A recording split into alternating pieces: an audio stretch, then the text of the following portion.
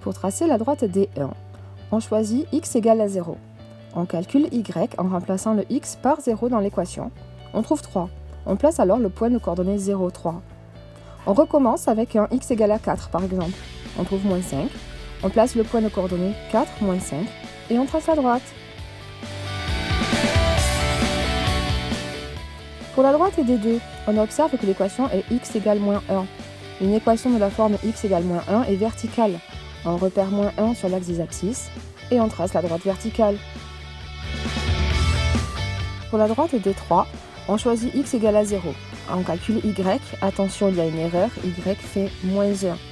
On place donc le point de coordonnées 0, moins 1. On recommence avec 5 et on place le point de coordonnées 5, 3. On trace alors la droite. Pour la droite D4, l'équation de la forme y égale 2, c'est une droite horizontale. On repère 2 sur l'axe des ordonnées et on trace la droite.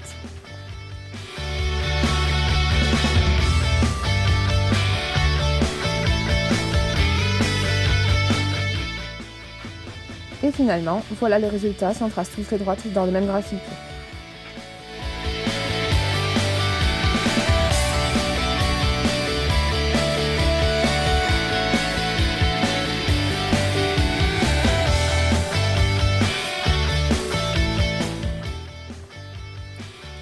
Pour l'exercice 2, la méthode est toujours la même. On calcule d'abord le coefficient directeur m avec la formule yb moins ya sur xb moins xa.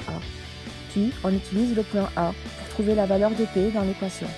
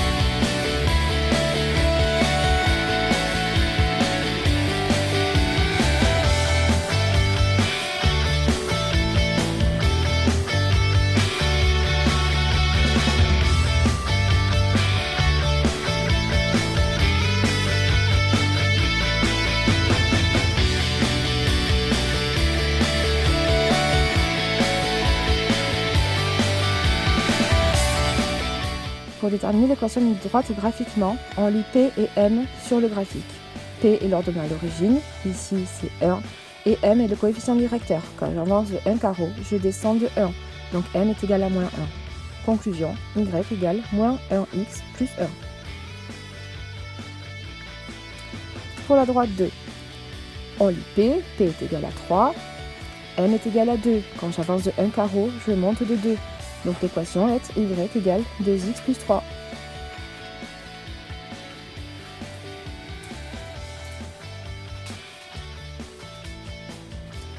La droite D3. La droite D3 est verticale, donc son équation est de la forme x égale quelque chose. On va regarder où est-ce qu'elle passe exactement sur l'axe des abscisses. Ici, on a bien x égale 2.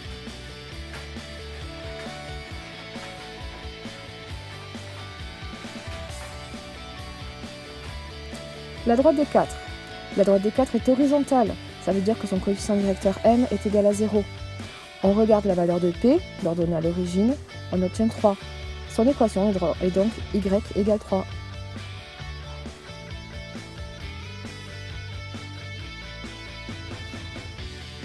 La droite D5. Son p est facile à lire, il passe par moins 1. Son m, lui, est plus difficile. Attention, quand on avance de 3 carreaux, on monte de 1. Son coefficient est donc 1 sur 3. L'équation, au final, est bien 1 tiers de x moins 1. Voilà le résultat avec toutes les équations.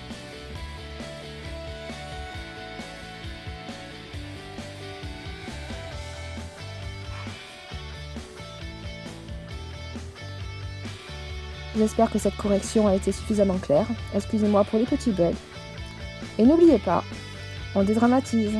Au revoir.